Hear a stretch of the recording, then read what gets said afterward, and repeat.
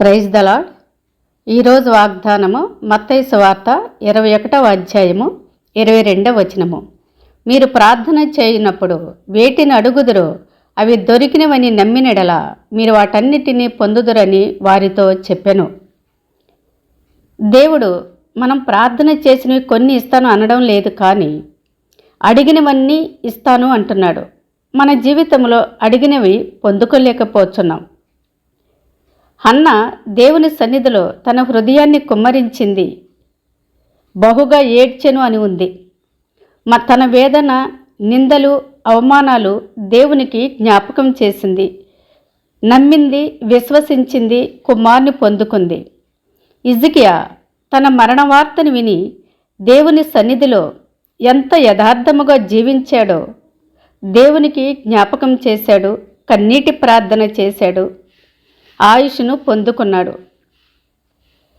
ప్రియ సహోదరి, సహోదరుడా, మనం ప్రార్థన చేస్తున్నాం. మామూలు ప్రార్థన కాదు, కన్నీటి ప్రార్థన చేస్తున్నాం.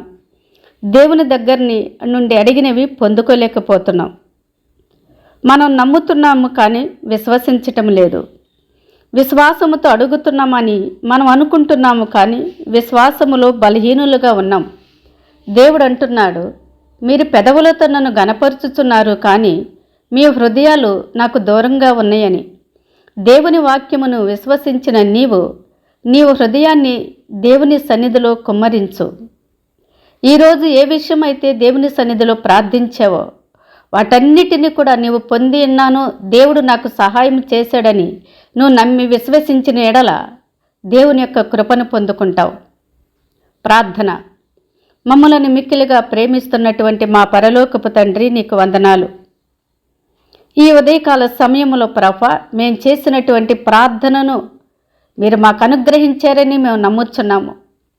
హన్నా ప్రార్థన ఆలకించిన దేవుడో, హిజ్కియా ప్రార్థన ఆలకించిన దేవుడో ప్రభువా, మేము ఏ విధంగా నీ సన్నిధిలో ప్రార్థించాలో కన్నీటితోనూ, విశ్వాసముతోనూ, నిరీక్షణతోనూ ప్రార్థించాలని మాకు తెలియచేసిన దేవుడో, మా ప్రార్థనలన్నిటికీ కూడా మీరు జవాబు అనుగ్రహించి ప్రభువా, అయ్యా మీరే మమ్మల్ని బలపరచుమని యేసుక్రీస్తు నామమున అడిగి వేడుకొంచున్నాం తండ్రి.